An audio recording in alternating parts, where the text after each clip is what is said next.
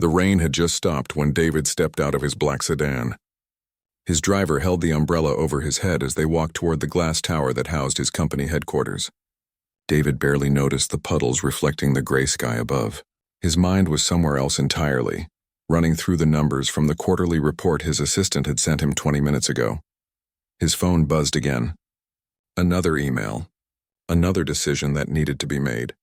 He quickened his pace, the sound of his leather shoes clicking against the wet pavement. The lobby doors opened automatically as he approached, and the familiar scent of expensive coffee and air conditioning greeted him. "Mr. Chen, good morning," the security guard said with a nod. David gave a quick wave without looking up from his phone.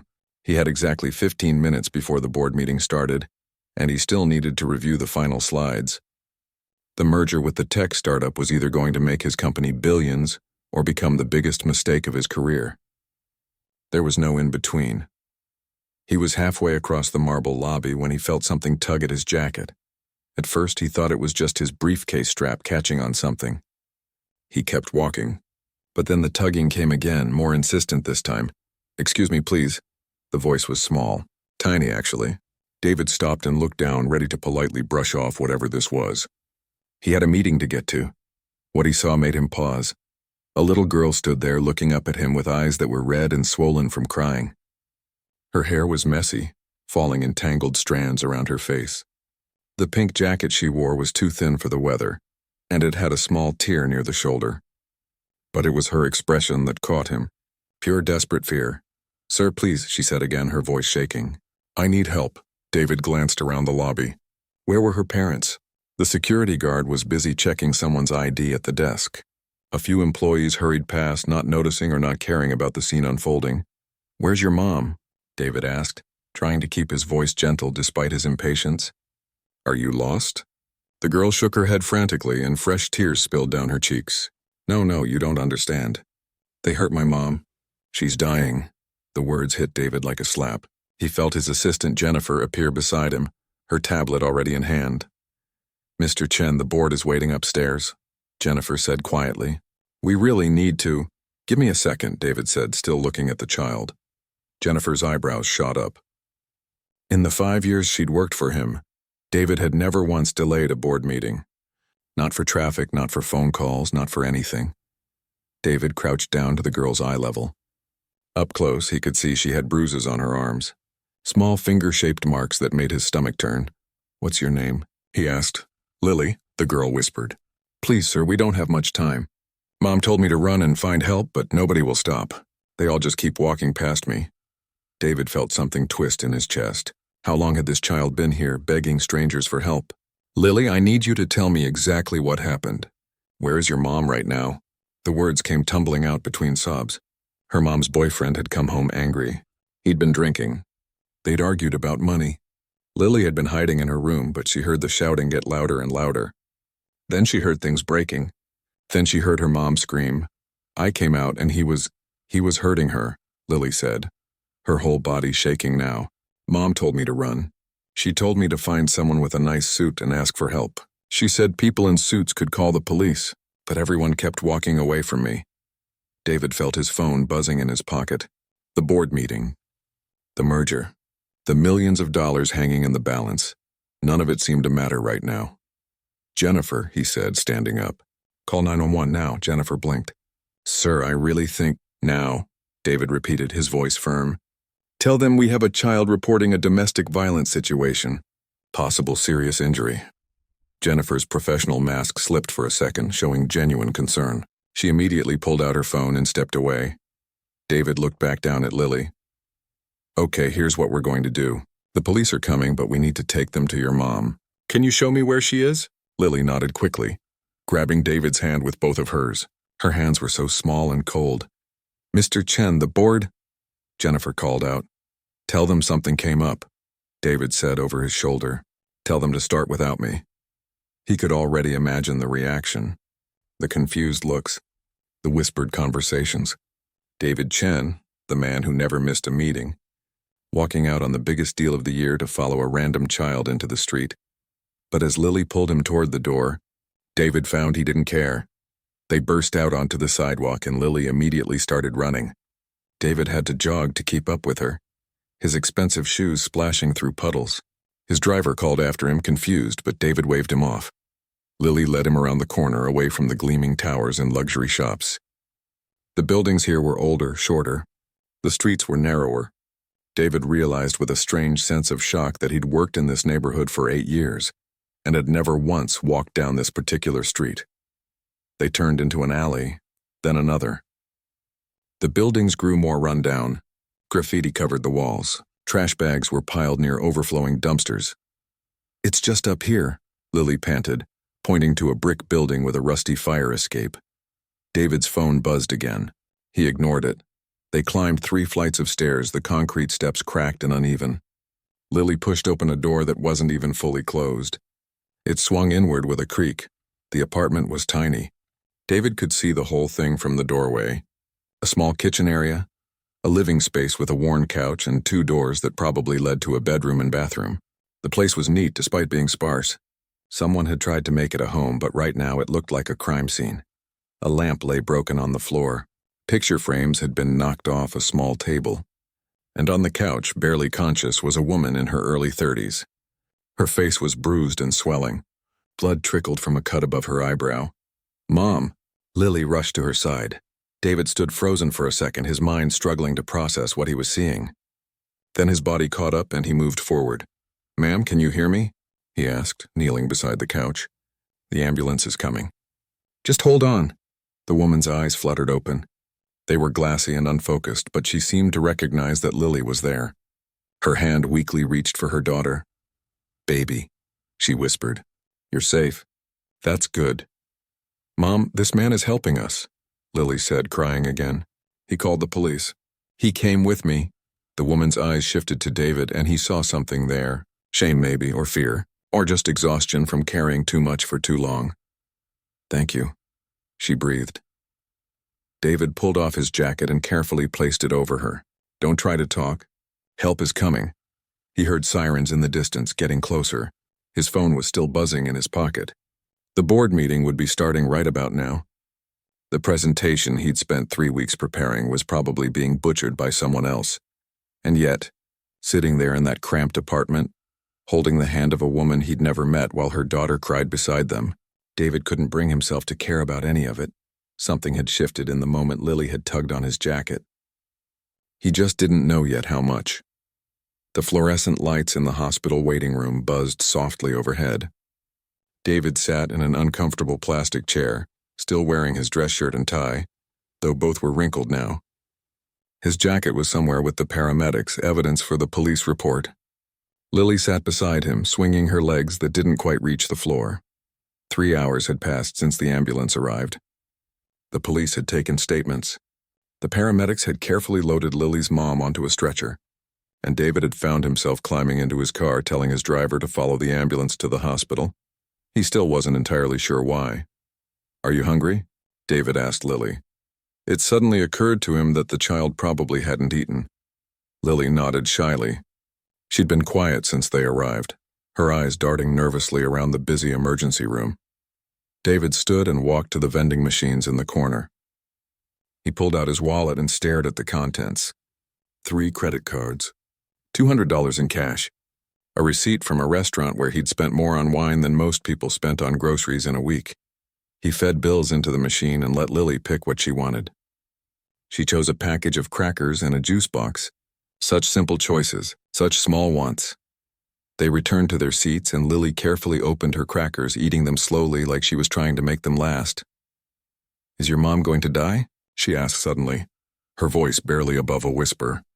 David's chest tightened. "The doctors are taking good care of her. They're very good at their jobs. But you don't know for sure." He didn't have an answer for that, so he just put his hand on her shoulder, a gesture that felt awkward and unfamiliar. David didn't have kids. He'd been married once years ago, but they'd both been too focused on their careers to think about children. Then they divorced, and that was that. His phone buzzed for what felt like the 100th time.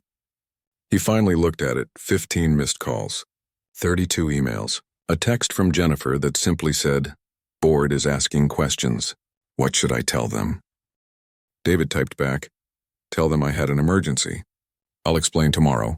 Another text came through, this one from Richard, the CFO. The merger talks stalled without you here. They want to reschedule. This could cost us the deal. David stared at the message. 6 months ago, that would have sent him into a panic. The deal was everything. The deal was worth $800 million. The deal was supposed to be the crowning achievement of his career. But sitting there with Lily, watching her carefully fold the empty cracker wrapper into smaller and smaller squares, that deal felt very far away. Miss Lily Patterson? A doctor appeared in the doorway, scanning the room. David and Lily both stood. The doctor, a woman in her 50s with kind eyes, looked surprised to see a man in business attire with the child.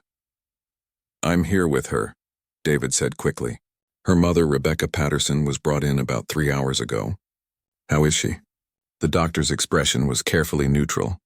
Are you family? David hesitated. I'm a friend. I'm the one who called the ambulance. That wasn't exactly true, but it wasn't exactly false either. The doctor looked at Lily, then back at David. She seemed to be making a calculation. Rebecca is stable, she said finally. She has a concussion, 3 broken ribs, and significant bruising.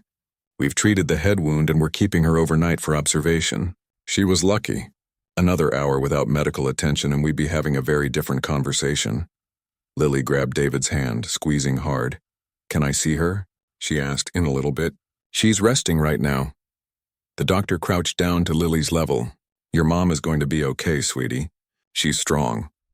After the doctor left, David and Lily sat back down. The relief was overwhelming, and David felt something he hadn't felt in years. Actual, genuine emotion that wasn't related to profit margins or stock prices. She's going to be okay, Lily said, more to herself than to David. She's going to be okay. They waited another hour before a nurse came to take them to Rebecca's room. The woman in the bed looked so different from the person David had found on that couch. She'd been cleaned up. Her wounds were bandaged. An IV dripped steadily into her arm, but she was awake. Lily, Rebecca said, her voice rough but full of relief. She held out her hand and Lily rushed to her side. Mom, I was so scared, Lily said, crying into the blanket. I know, baby. I know, but you were so brave. You did exactly what you were supposed to do. Rebecca's eyes moved to David, standing awkwardly near the door. He saw the question there, the confusion about who this stranger was and why he'd stayed. I'm David, he said. Your daughter found me outside my office. I just wanted to make sure you were both okay. You stayed, Rebecca said. It wasn't a question. All this time you stayed. David shrugged, suddenly uncomfortable with the gratitude in her voice. Anyone would have done the same. No, Rebecca said firmly. They wouldn't have. Lily said she asked at least a dozen people for help before she found you. Everyone else walked away. The words hung in the air. David thought about all the times he'd walked past homeless people on the street. All the times he'd ignored someone who looked like they needed help because he was too busy, too important, too focused on his own concerns. Well, he said quietly, I'm glad she found me then. A police officer appeared in the doorway asking if Rebecca was up for giving a statement. David took that as his cue to leave. He told Lily goodbye and headed toward the exit. But as he walked down the corridor, his phone rang. Jennifer. Mr. Chen, where are you? The board is asking for you to call in. They need to know what happened. Tell them I'll be there first thing tomorrow morning, David said. They're not happy. Richard said the merger might be off the table now. The other company thinks we're not serious. David stopped walking. He looked back toward the room where Rebecca and Lily were. Through the small window in the door, he could see Lily holding her mother's hand while the police officer took notes. Then it's off the table, David said. We'll find another deal. Jennifer was silent for a long moment. Are you feeling all right, sir? Was he? David wasn't sure. Something had cracked open inside him today. Something he'd kept sealed tight for years. The world he'd built, the life he'd created, it all suddenly seemed constructed on such a fragile foundation. I'm fine, he lied. I'll see you tomorrow. He ended the call and was about to leave when a social worker approached him. She introduced herself as Karen and explained that she needed to talk about Lily's situation.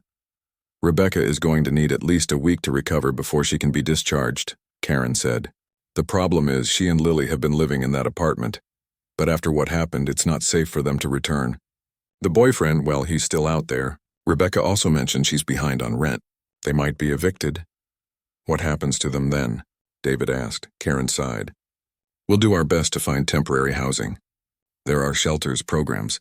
But I'll be honest with you, resources are limited, and with Rebecca unable to work for a while, things are going to be very difficult for them. David felt that crack inside him open wider. What if I helped? Karen looked at him carefully. Helped how? What if I paid for them to stay somewhere safe? A hotel or a furnished apartment? Just until Rebecca gets back on her feet. Mr. Chen, that's very generous, but we're talking about potentially weeks or even months. That's a significant commitment. David thought about the merger that just fell through. $800 million gone because he chose to help a little girl instead of sitting in a board meeting. His colleagues probably thought he'd lost his mind. Maybe he had. I can afford it, David said simply. Tell me what they need. Over the next hour, David found himself writing down information, making phone calls, arranging things. He contacted a property management company his corporation used and secured a small furnished apartment in a safe neighborhood. He set up a payment plan for Rebecca's medical bills. He even called a lawyer friend to discuss getting a restraining order against the boyfriend. When he finally left the hospital that evening, the sun was setting. His driver had been waiting in the parking lot for 7 hours without complaint. David climbed into the back seat and closed his eyes. His phone buzzed. A text from Richard. Board meeting tomorrow at 9 a.m. You need to explain yourself. David typed back, I'll be there. But as they drove through the city, passing his office building where light still blazed in the windows, David felt something he hadn't felt in a very long time. He felt like he'd actually done something that mattered. The boardroom fell silent when David walked in the next morning. 12 pairs of eyes tracked his movement as he took his seat at the head of the long mahogany table. He'd worn his best suit freshly pressed. His shoes were polished, but he knew the armor of expensive clothing wouldn't protect him from what was coming. Richard spoke first. Care to explain what happened yesterday? David set his briefcase down carefully. There was an emergency. A child needed help? A child, Richard repeated, his voice flat. We lost an $800 million merger because of a child. We lost it because they weren't willing to wait one day, David countered. If that's how they do business, maybe we're better off without them. The words felt strange coming out of his mouth. A year ago, he would have moved heaven and earth to save that deal. He would have taken the meeting from the hospital if he had to. But that was before Lily tugged on his jacket. The shareholders aren't going to see it that way, said Patricia, the head of operations. You walked out on the biggest opportunity this company has had in 5 years. David looked around the table. These people had been his colleagues, some of them his friends for nearly a decade. They'd built this company together from almost nothing. They'd worked 80-hour weeks. They'd sacrificed time with families, missed birthdays and anniversaries, all in pursuit of success. And they'd achieved it. The company was worth billions now. They all had more money than they could spend in a lifetime.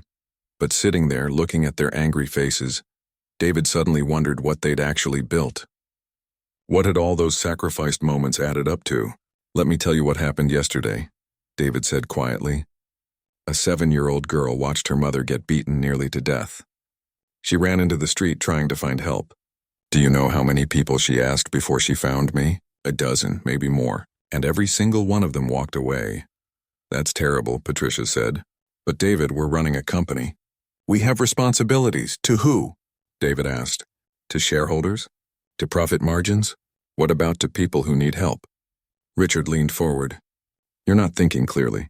You had a traumatic experience yesterday. Take a few days off. Clear your head. My head is clear, David said. Maybe for the first time in years. He spent the rest of the meeting explaining what happened, detailing his decisions. The board members listened, their expressions ranging from confusion to concern to barely concealed frustration. When the meeting ended, David knew that something fundamental had shifted in his relationships with these people. That evening, David went back to the hospital. Rebecca had been moved to a regular room and she looked better. The swelling in her face had gone down. She could sit up without wincing. Lily was curled up in the chair beside the bed doing homework. When she saw David, her face lit up. You came back, she said. I said I would, David replied. He'd brought food, real food from a restaurant, not hospital cafeteria meals. He'd also brought a stuffed bear for Lily, though he felt awkward about it. Was that appropriate? He had no idea.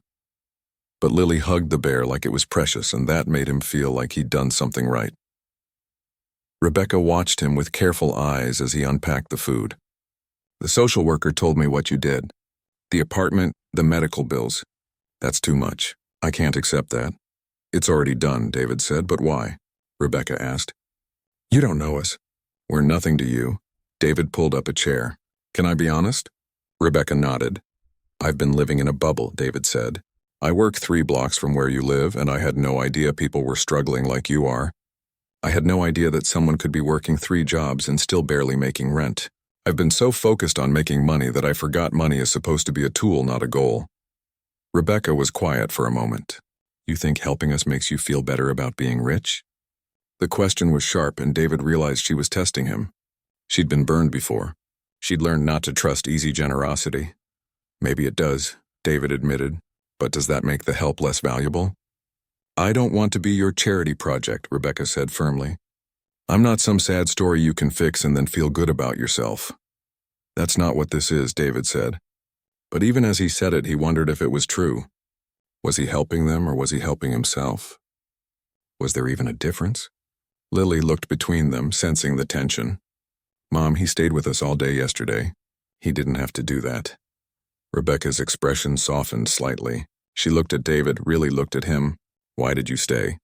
David thought about it. The real answer, the honest answer, was complicated. Because walking away felt wrong, he said finally. And I've spent too much of my life doing things that felt wrong because they were profitable or convenient or expected. Something in Rebecca's face changed. The wall she'd put up didn't come down completely, but it cracked a little. I need to be able to pay you back, she said. However long it takes, I will pay you back. We can work that out later, David said. Right now, just focus on getting better. Over the next week, David fell into a strange routine. He'd go to work, handle the business that needed handling, then spend his evenings at the hospital. He brought books for Lily. He talked to Rebecca about her life, learning about the choices and circumstances that had led her to that apartment, to that moment. She'd been an art student once, Rebecca told him. She'd had dreams of being a painter. But then she got pregnant and the baby's father disappeared. She'd dropped out of school to work. The jobs were always temporary, always low-paying. One emergency, one unexpected bill, and she'd fall behind. She'd climb back up only to fall again. The system isn't built for people like me, Rebecca said one evening. It's built for people like you. People who have safety nets. People who can afford to take risks because they know they won't end up on the street if things go wrong. David couldn't argue with that.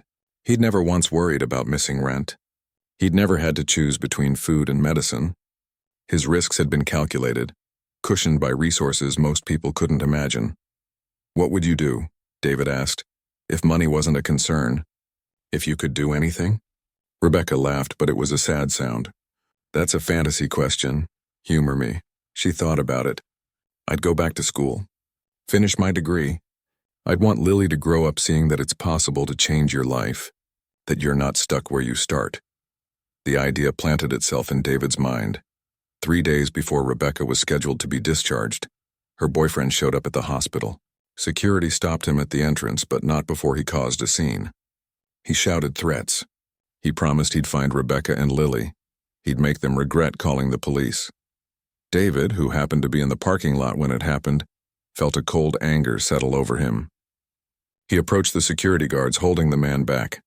I'm pressing charges, David said, and I'm getting a restraining order today. Who the hell are you? The boyfriend spat. Someone with better lawyers than you'll ever be able to afford, David replied calmly. And if you come near them again, I'll make sure you regret it. It was the first time in his life David had used his wealth as a weapon, and he found he didn't feel bad about it at all. The lawyers worked fast. The restraining order was filed within hours. David's legal team also helped Rebecca file for full custody and get protection through the courts. The boyfriend was charged with assault in violation of the restraining order. When David told Rebecca what he'd done, she started crying. Not sad tears, but something else. Relief, maybe. Or just the release of carrying too much weight for too long. Why are you doing all this? She asked again.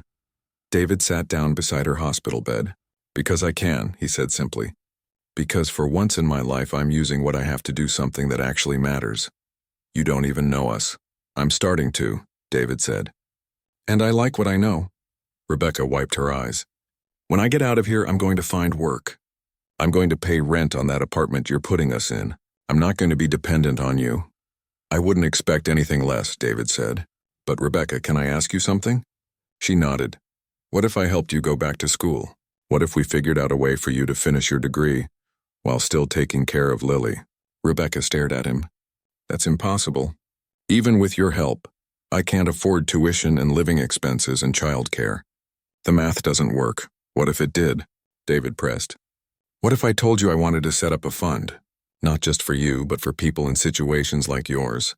People who had their lives interrupted by circumstances beyond their control. What if we made it possible for them to finish what they started? Rebecca looked at him like he'd grown a second head. You're talking about a lot of money. I have a lot of money, David said. More than I need. More than I can spend. What's the point of having it if I don't use it for something real? Your board members wouldn't like that. David smiled. They already don't like me much right now. Might as well give them another reason. That night, David lay awake in his penthouse apartment looking out at the city lights. His phone sat silent on the nightstand. No emergency calls from work. No crisis that needed his immediate attention. He thought about Rebecca and Lily in their hospital room. He thought about the life they'd been living, and the life they could have.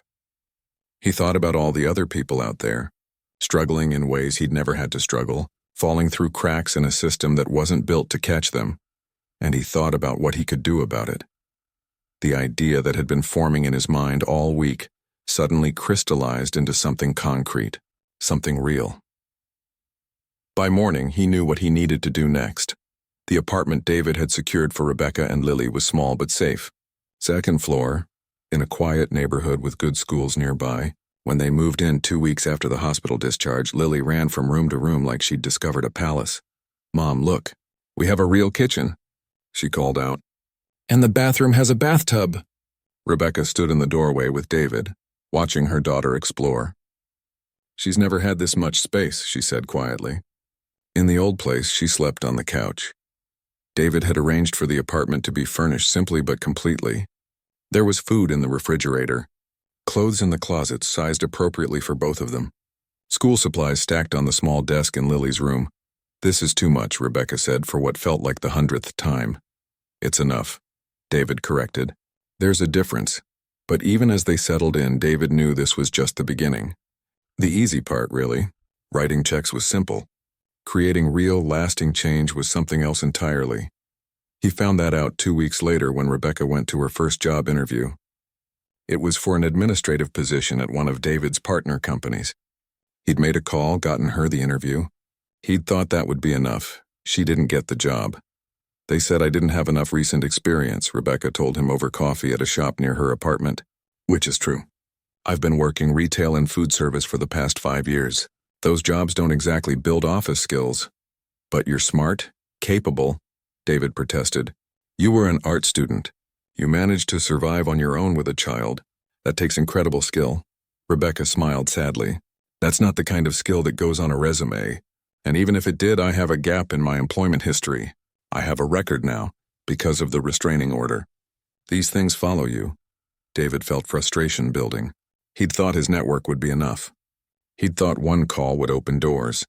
But Rebecca was right. The system had built-in barriers that money alone couldn't simply erase. Let me make another call, he said. No, Rebecca said firmly.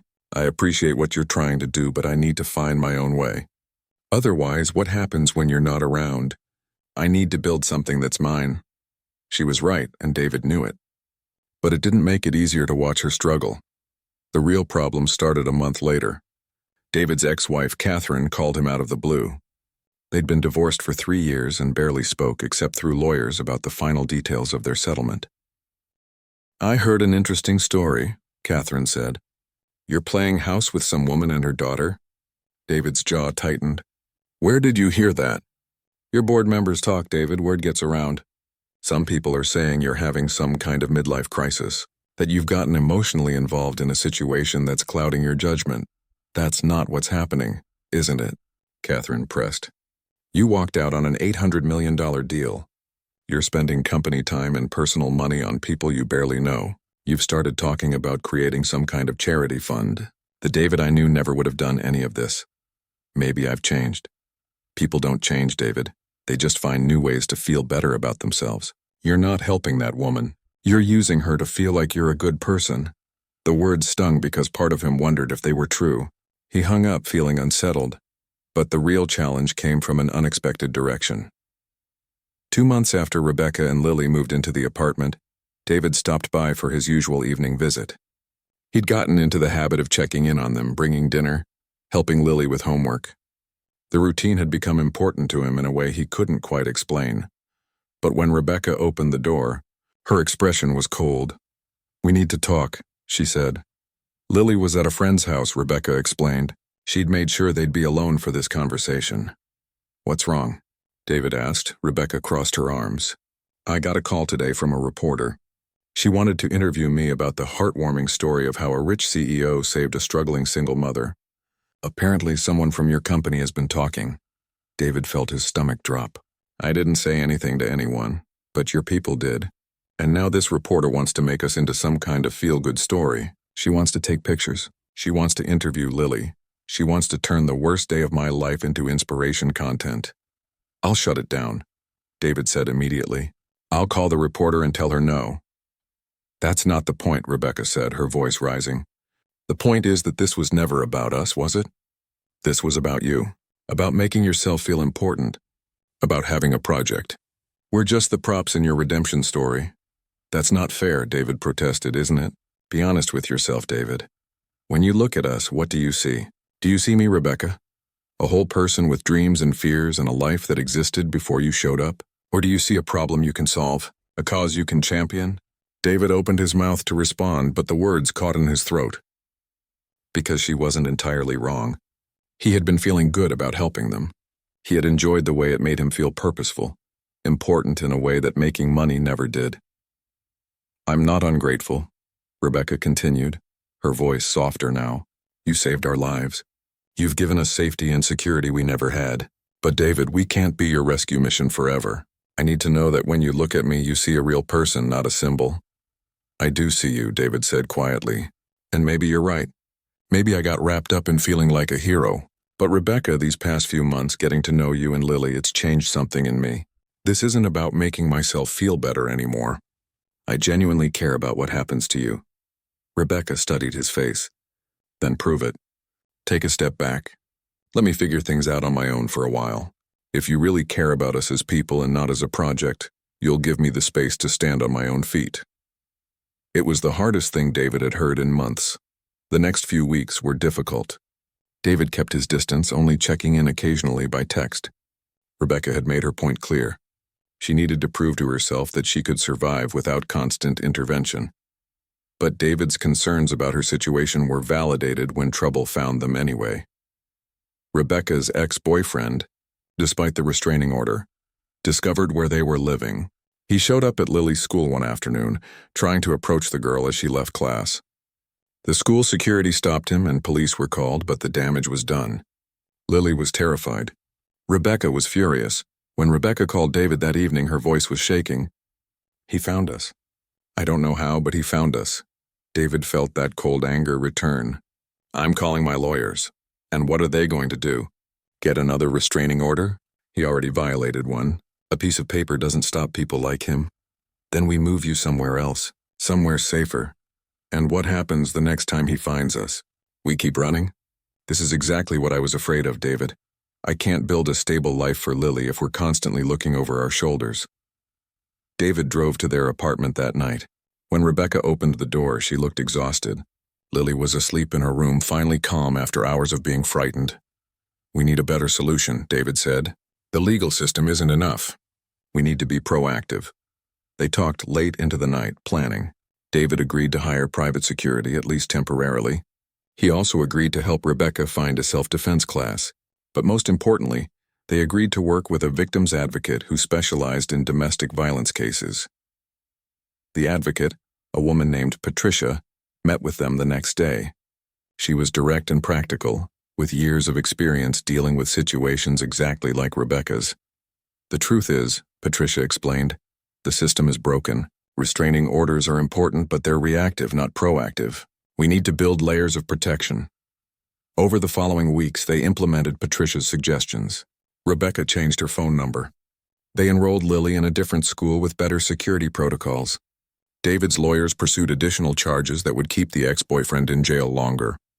But the experience had shaken something in David's original vision. He'd thought that helping Rebecca and Lily would be straightforward. Provide resources, solve problems, move on.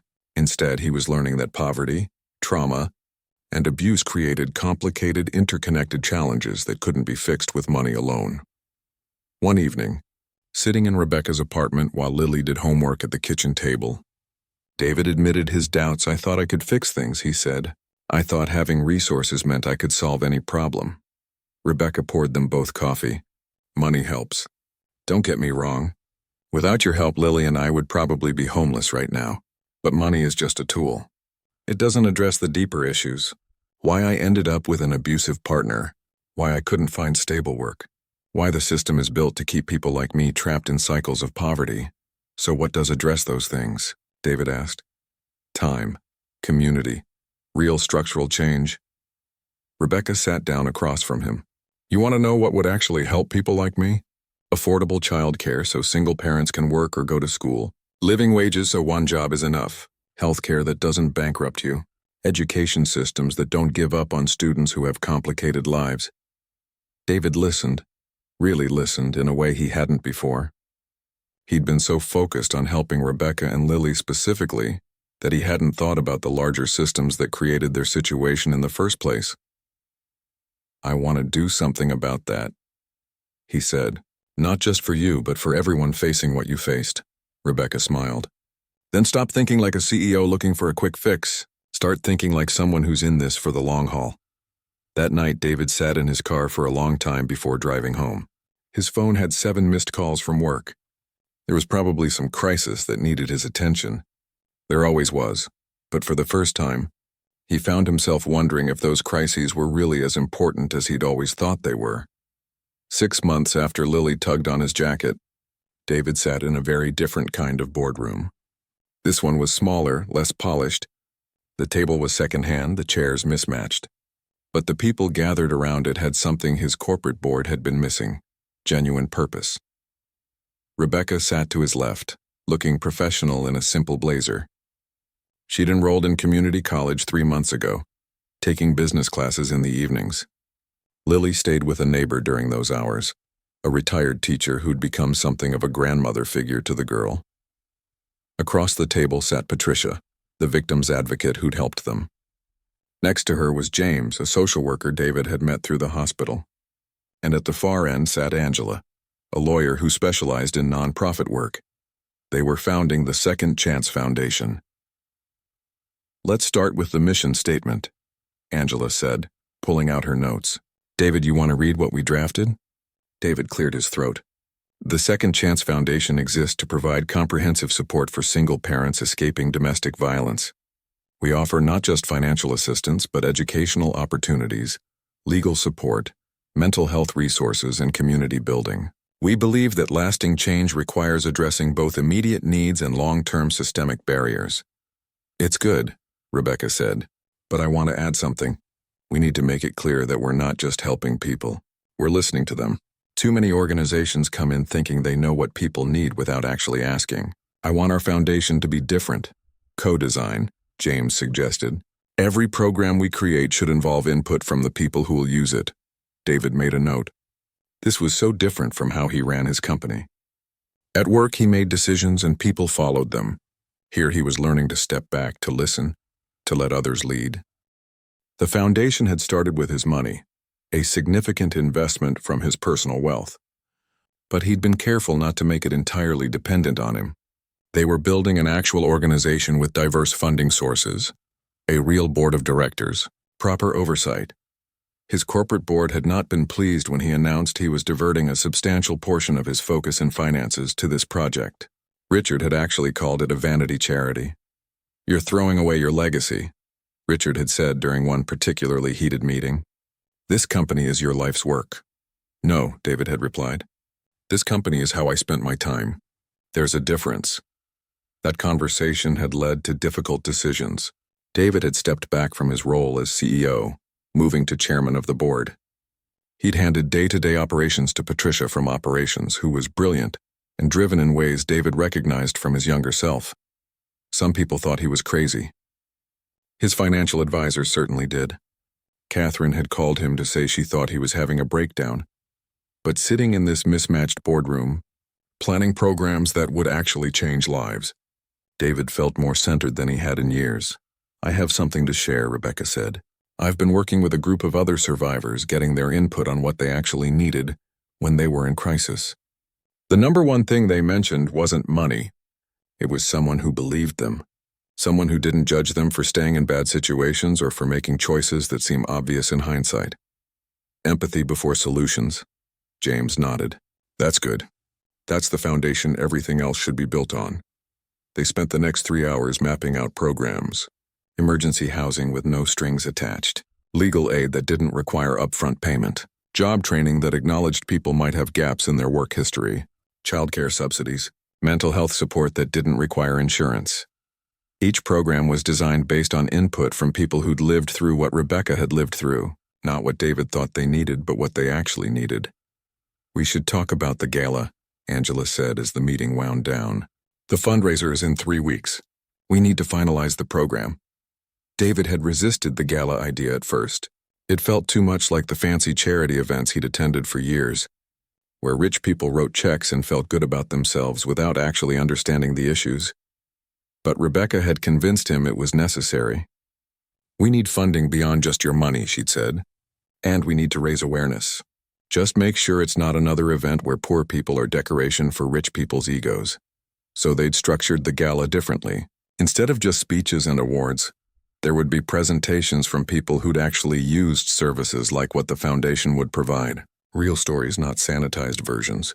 The audience would hear from single mothers who'd escaped abuse, from children who'd aged out of foster care, from people whose lives had been derailed by circumstances beyond their control and who'd fought their way back. Rebecca had agreed to speak. It had taken David weeks to convince her. "I don't want to be your poster child," she'd said. "You won't be," David promised. "Tell your story on your own terms. Tell them what you need them to hear." The night of the gala arrived with spring rain. The venue was nice but not ostentatious. A hotel ballroom rather than a mansion. David had insisted on that. This wasn't about showing off wealth. It was about building something real. He stood at the entrance greeting guests. His former colleagues came, some out of genuine interest, others out of curiosity about what he'd done with his life. Catherine showed up, surprising him. She looked around the room with an expression he couldn't quite read. "So this is your new project," she said. "It's not a project," David replied. "It's a commitment." "And the woman? The one you helped?" "Rebecca. She's one of the founding board members." Catherine raised an eyebrow. "The person you helped is now helping run the foundation? That's unusual." "Maybe it shouldn't be," David said. "Maybe people who've lived through these experiences should be the ones designing the solutions." Before Catherine could respond, the lights dimmed. The program was starting. David gave a brief welcome, keeping his remarks short. He wasn't the story here. Then came a social worker who explained the gaps in current support systems. Then a lawyer who detailed the legal barriers survivors faced. And then Rebecca walked onto the stage. David had seen her practice this speech a dozen times.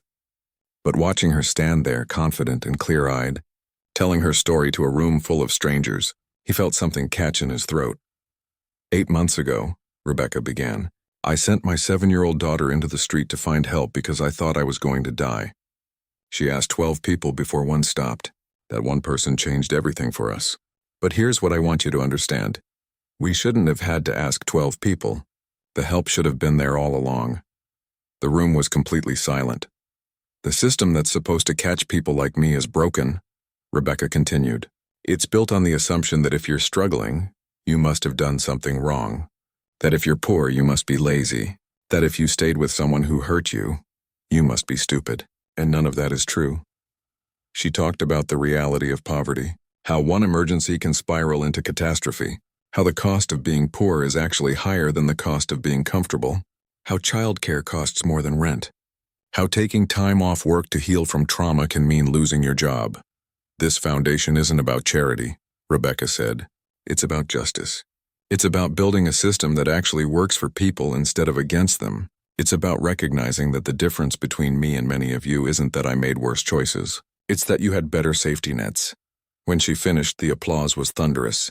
But more than that, David saw people wiping their eyes. He saw expressions change.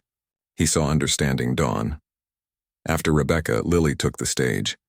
David had worried this might be too much for her, but she'd insisted. She wanted to tell her story too. "I'm 8 now," Lily said into the microphone, her voice small but steady. "And I'm not scared anymore." But I remember being scared.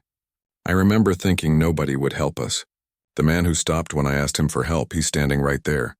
She pointed to David, and hundreds of faces turned toward him.